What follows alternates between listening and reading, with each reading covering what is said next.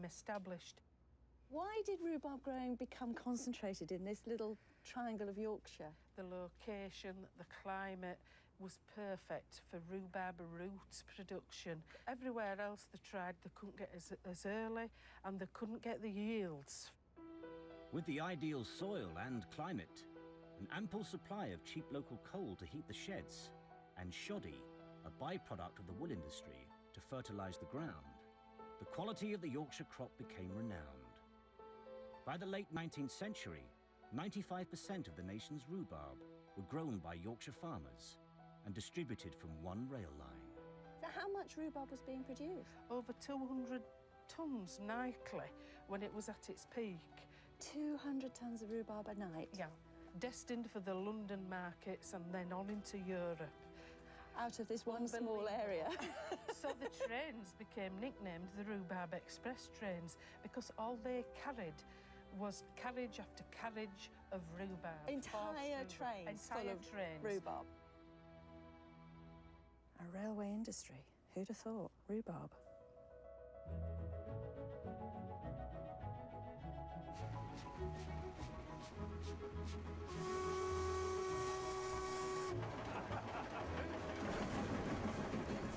As the railways facilitated the rise of regional specialisation, so specific areas of the country became famous for their agricultural production. Clotted cream from Devon, Scottish Highland beef, Jersey potatoes and Somerset cider all grew in reputation during the steam age. This revolutionised their industries and their economy, but it also changed the landscape as well. But arguably, the most significant development was not here in the countryside, it was in the cities, because access to all of this new produce effectively changed.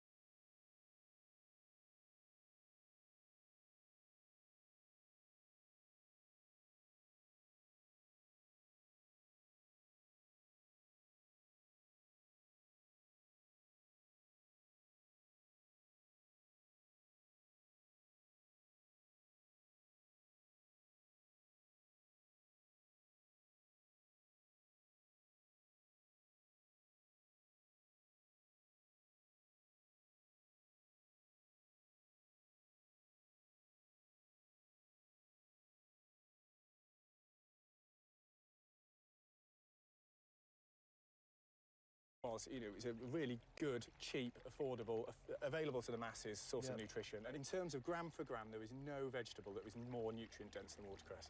Wow. Well, it's delicious. That's about as fresh as it gets, that is. Absolutely. The development of the Hampshire line meant that watercress could be picked in the afternoon, taken by horse and cart to the station that evening, and be on sale in London markets by the early hours of the following morning.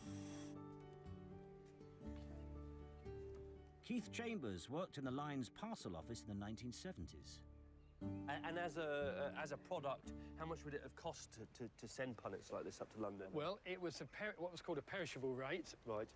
So it was about double what a standard parcel would be. Is that because it's this perishable good, you know, it's quite a high-maintenance good? Exactly. It's because it had to be looked after, Yep. and it had to be got onto the platform quickly Yep. and onto the first train possible.